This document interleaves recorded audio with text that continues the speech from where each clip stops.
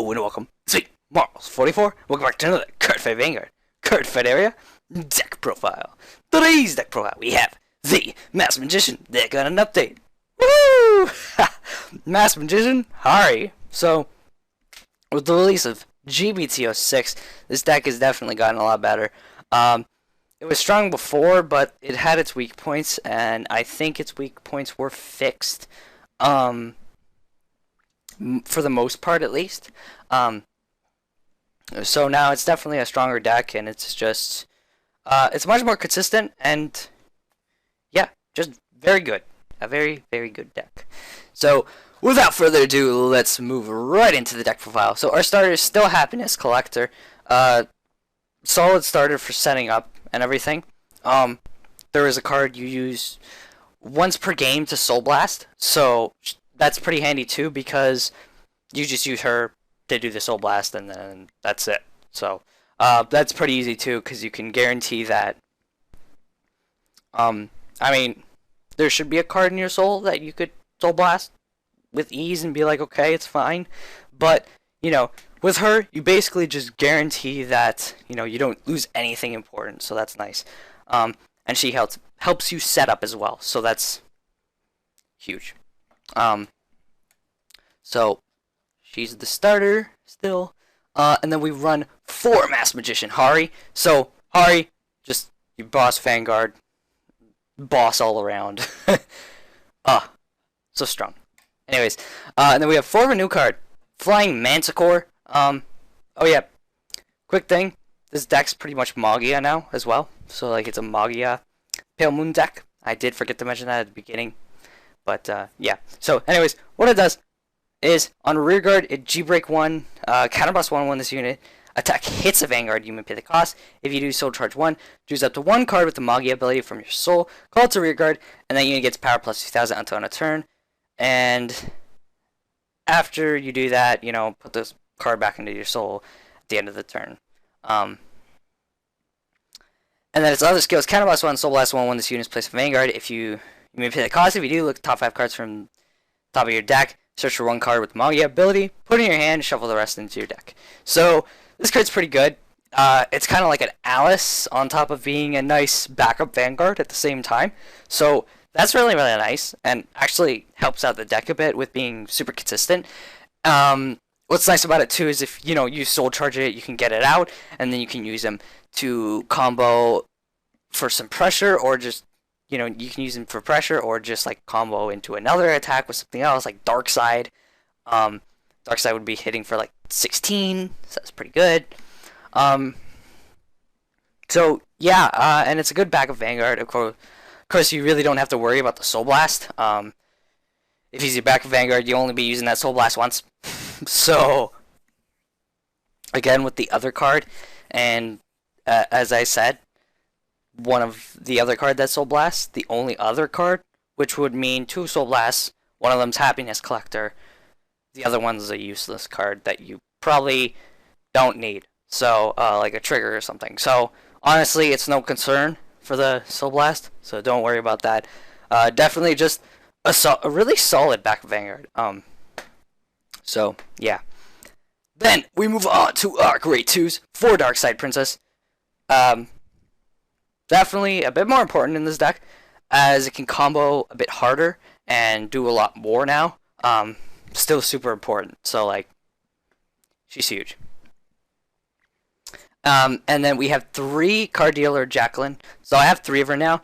The deck's very tight, like the Grade 1 and Grade 2 lineup are super, super tight, and you gotta run A Grade 3s with the stride thing and everything, and especially because you also, if you get the chance, you can use Flying Manticore on rear guard, so you definitely need 8 Grade 3s. So the lineup's quite tight because of it. But 3 Jacquelines actually works perfectly fine for the deck with the other cards you have as Grade 2. She's, you know, consistent with comboing with Darkside Princess if you need it, and if not, she'd get you plus, but, you know, you have other cards for helping out with your soul and calling it from there. Too. So, yeah, she's good, but you only need 3 of her. And then we have 2 of a new card, Crescent Moon Juggler. So this is the other card that Soul Blast. You'll probably only use one of him per game. What is Counterblast 1, Soul Blast 1 when this unit is placed on rearguard. If you have a Vanguard with Harri in its card name, you may pay the cost. If you do Soul Charge 1, choose up to one card from your soul. So you also Soul Charge 1 too, right? Call to rearguard, and that unit and this unit gets power plus 2k until end of turn. At the end of the turn, put the unit call with this effect into your soul. So this guy's pretty interesting because he's good with every single deck. But what's neat about this one is just like Flying Peryton that I had. He can actually combo with it too. So like if he's in soul, you can call him and could combo with it too, and you can get another card out of soul, and you could do some neat ass combos with it, honestly. But he's really good for just getting the card out of the soul and doing what you need to do that turn. So a nice 11k beater as well. Unfortunately, there's no beater for Harri yet. Still kind of disappointing, but I haven't found you needed it. So it's not a big deal. I kind of wish there was, but oh well. This is as best as you're gonna get, I guess, with Pale Moon. Yeah, but really solid card for helping out with the deck and continuing, the pressure. All it has to do is be called to rearguard, do its stuff, bam, right? And then we have 2 Flying Peryton. So there is a difference in both cards, of course. For Peryton and we're still running Peryton, just 2 of them. There's a difference between him and the Juggler. The Juggler is a beater, of course, and that's kind of why we run the 2, and then we run 2 of him. And it honestly works perfectly fine. There is no problem at all, and yeah, it's super handy. I mean, if I could take out the Peryton and run 2 more Juggler, I would. But the fact that the fact that the soul is important, I only run 2 Juggler because of that. So it lets me run 2 of these guys, as the backup version of him in a way. So that's pretty handy, honestly. And yeah, still pretty good card. So 2 of him. So that's a great 2 lineup. And this deck, you just see it and you're like, man, this deck lineup is so tight. On to grade 1s, 4 Darkside Mirror Master, damage on Flipper, perfect guard. And then 4 Masquerade Bunny, Stride Enabler. Now we have 4 of a new card. Oh, this card's so good. Cutie Paratrooper. She's pretty much the only card you definitely need in the soul. Everybody else doesn't have to be in the soul. But she's the one card you need in the soul. So 4 of her. What she does is G-Break 1, Magia ability. Of course, so was the Juggler. The Juggler was Magia as well. When this unit is placed on rearguard due to an effect from one of your Magia abilities, if you have a Vanguard with Harri in its card name, Soul Charge 1. Choose up to 1 card not named this card from your soul in the call to rearguard in the same column as the unit. And that unit gets power plus 5,000 until end of turn. And at the end of the turn, unit call with this effect is put into your soul. So she doesn't go back to the soul. That's kind of unfortunate, and it's definitely why you need to run 4 as well, so you can just keep getting her back into the soul. You have Purple Trapezist and a Stride card to get her back into the soul if you really need to.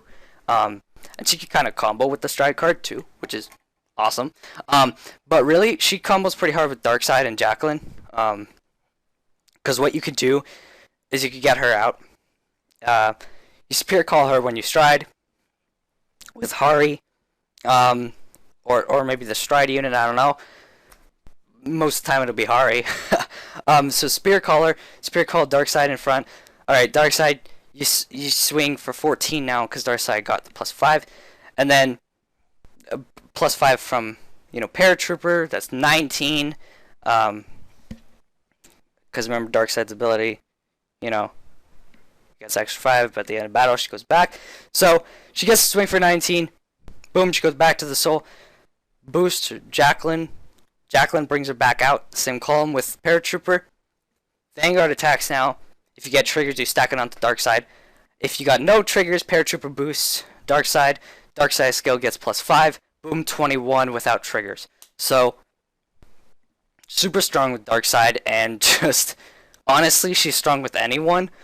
But like Darkside becomes super threatening, like crazy threatening, with her, and she's just an amazing card though. Four of her cannot run any less, and that does mean, unfortunately, I have two Purple Trapezes, but actually, two Purple Trapezes isn't too bad. You still don't have any beaters or anything, and it'll be quite like a weakness if you call her behind a rear guard or something because of that. Like you have one beater per game, but that might go away. And I mean, you have Flying Manticore, but you might need to drop it for stride, and it's kind of risky. Anyways, really, Purple Trapezist, all you need with her is for her to do her thing early game. You have a stride unit that actually can reset cards, just like she can, except the stride unit can reset like 3 or 2 at once. It's a bit of a hefty counterblast though, but it's a very, very strong card. So with Purple Trapezist, you really only need her early-ish game, early mid game, something like that. Early game or early mid game, something like that. So yeah, Purple Trapezist. You don't need 3. I'm actually glad a lot of the decks aren't like super dependent on some of these old cards anymore, like Purple Trapezist and stuff like that. That they used to be like, oh, they have to play it. But now not as much, and I like how that's happening, and like, you know, new cards are coming out where they don't depend on it as much, because cards used to be so dependent on others sometimes, right? So yeah, just 2 of her, it works perfectly fine. And then onto our triggers, we have 4 Poison Juggler, and then 4 Darkside Swordmaster. So your Darkside Swordmaster, you know, your Harri crit trigger that gives +5. So 8 crit, 4 Rainbow Magician, 4 draw, and then 4 Tender Breeder, 4 heal. So 8 crit, 4 draw, 4 heal. Standard trigger lineup.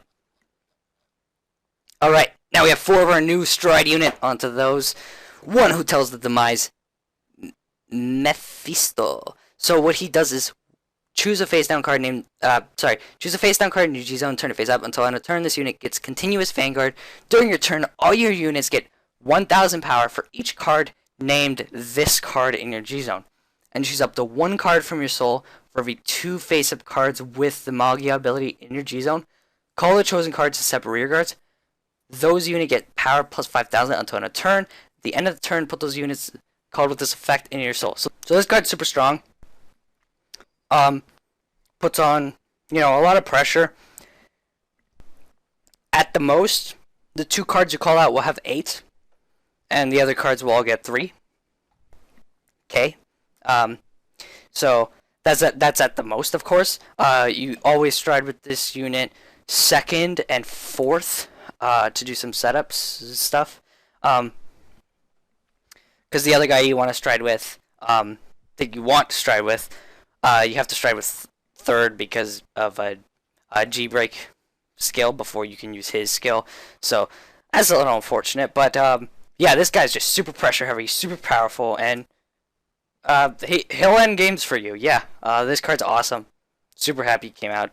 Definitely what Pale Mood Stride needed. This is beautiful. All right, then we have 2 Jester Demonic Dragon, Lunatec Dragon. So this card, you kind of just you need him when he's more situational.